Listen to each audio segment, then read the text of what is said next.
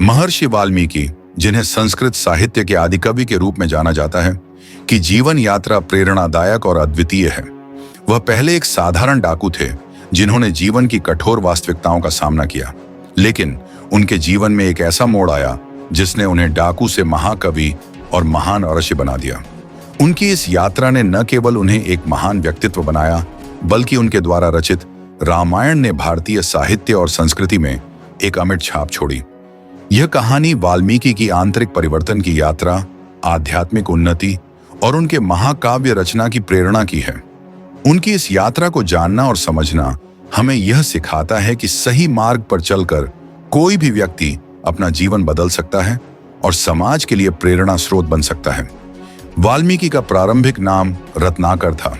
उनका जन्म एक ब्राह्मण परिवार में हुआ था, लेकिन उनका बचपन अत्यंत कठिनाइयों में बीता।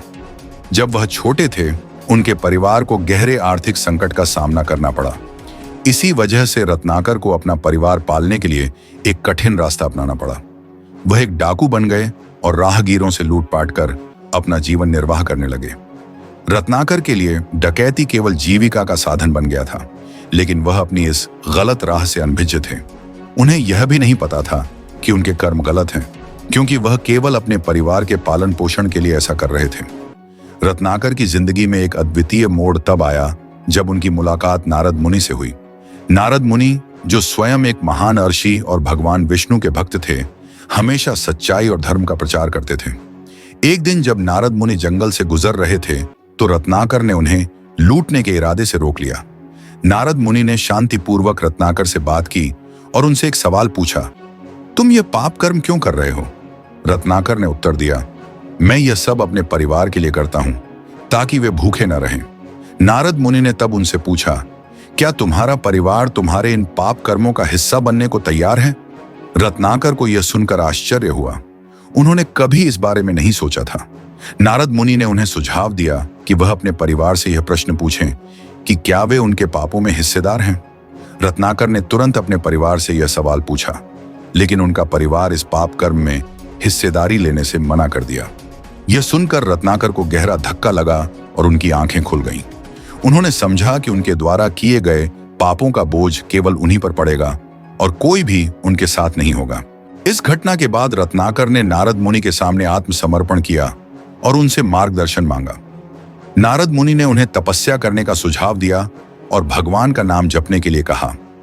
रत्नाकर ने नारद मुनि की आज्ञा का पालन किया और राम नाम का जप करना शुरू किया। रत्नाकर ने वर्षों तक कठोर तपस्या की और इस दौरान उनका संपूर्ण व्यक्तित्व बदल गया। उनकी तपस्या इतनी गहन थी कि उन पर दीमकों ने अपना घर बना लिया।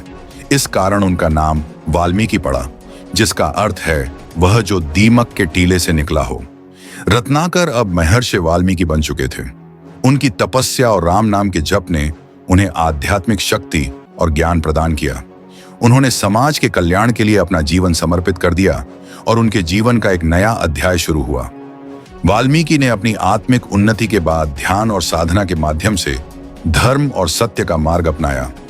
वह एक महान आर्षि के रूप में प्रतिष्ठित हुए और उनके शिष्य भी उन्हें अत्यंत आदर और सम्मान के साथ मानने लगे। वाल्मीकि का सबसे बड़ा योगदान भारतीय साहित्य और संस्कृति के लिए रामायण की रचना है। यह महाकाव्य न केवल भारतीय धर्म और संस्कृति का प्रतीक है, बल्कि यह जीवन के आदर्श और नैतिक मूल्यों का भी अद्भुत उदाहरण प्रस्तुत करता है। रामायण की कथा भगवान राम के जीवन, उनके आदर्श और उनके संघर्षों को वर्णित करती है। वाल्मीकि ने रामायण की रचना उस समय की जब भगवान राम अपने वनवास के दौरान अनेक कठिनाइयों का सामना कर रहे थे। ऐसा माना जाता है कि वाल्मीकि ने अपनी दिव्य दृष्टि से राम के पूरे जीवन का दर्शन किया और इसे महाकाव्य के रूप में लिखा। रामायण केवल एक धार्मिक ग्रंथ नहीं है, बल्कि यह मानवता के लिए एक मार्गदर्शक भी है। इसमें जीवन के हर पहलू, चाहे वह नैतिकता हो, कर्तव्य हो या प्रेम हो, का वर्णन किया गया है। वाल्मीकि की रामायण रचना के बाद उन्हें भगवान राम के जीवन में एक महत्वपूर्ण भूमिका निभाने का अवसर भी मिला। जब राम ने अपनी पत्नी सीता को वनवास दिया, तो सीता वाल्मीकि के आश्रम में रहने आईं। वाल्मीकि ने सीता को अपने आश्रम में आश्रय दिया और उनके जुड़वां पुत्र लव और कुश का पालन पोषण किया। वाल्मीकि ने लव और कुश को वेदों और शास्त्रों की शिक्षा दी और उन्हें रामायण की कथा भी सुनाई। बाद में लव और कुश ने ही रामायण की कथा को राम के समक्ष प्रस्तुत किया। महर्षि वाल्मीकि का जीवन यह सिखाता है कि कोई भी व्यक्ति, चाहे वह कितनी भी गलत राह पर क्यों ना हो, सही मार्ग पर लौट सकता है। रत्नाकर जैसे डाकू का महर्षि वाल्मीकि बनना यह दिखाता है कि तपस्या, साधना और आत्मविश्लेषण से व्यक्ति अपने जीवन को पूरी तरह से बदल सकता है। वाल्मीकि का जीवन यह भी सिखाता है कि सही ज्ञान और मार्गदर्शन किसी के भी जीवन को बदल सकता है। नारद मुनि के एक प्रश्न ने रत्नाकर के जीवन को बदल दिया और उन्हें एक महान आर्य बना दिया। वाल्मीकि का योगदान केवल रामायण तक ही सीमित नहीं है। उनके द्वारा दिए गए नैतिक संदेश, उनके द्वारा दिखाए गए धर्म के मार्ग और उनकी कथा की प्रेरणा हमें सदियों से मार्गदर्शन कर रही है। उनका जीवन इस बात का प्रमाण है कि सही मार्ग पर चलने से व्यक्ति न केवल अपने जीवन को बदल सकता है, बल्कि समाज को भी एक नई दिशा दे सकता है। आज भी महर्षि वाल्मीकि को भारतीय समाज में अत्यंत आदर और सम्मान के साथ पूजा जाता है। उनके द्वारा लिखी गई रामायण ने भारतीय साहित्य को एक नया आयाम दिया और उन्होंने भारतीय संस्कृति में धर्म, कर्तव्य और नैतिकता के महत्व को स्थापित किया। आज की दुनिया में भी महर्षि वाल्मीकि की शिक्षाएं अत्यंत प्रासंगिक हैं। उनके जीवन का यह संदेश कि हम अपने कर्मों के परिणामों से बच नहीं सकते, आज के समय में भी एक महत्वपूर्ण संदेश है। उन्होंने यह दिखाया कि चाहे कितनी भी बड़ी गलती क्यों न की हो, यदि व्यक्ति अपने अंदर आत्मविश्लेषण करे और सही मार्ग पर चले तो वह अपने जीवन को उन्नति की ओर ले जा सकता है। वाल्मीकि की रामायण आज भी हर घर में पढ़ी जाती है और इससे लोग प्रेरणा लेते हैं। यह ग्रंथ हमें सिखाता है कि सच्चाई, कर्तव्य और नैतिकता का पालन कैसे किया जाए।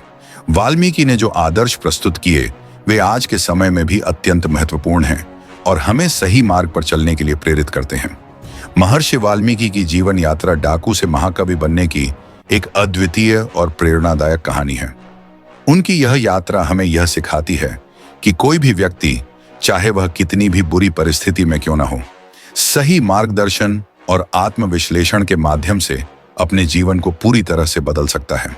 वाल्मीकि ने अपने जीवन में जो परिवर्तन किया वह हमें यह सिखाता है कि तपस्या, साधना और सच्चाई के मार्ग पर चलने से हम अपने जीवन को सही दिशा में ले जा सकते हैं।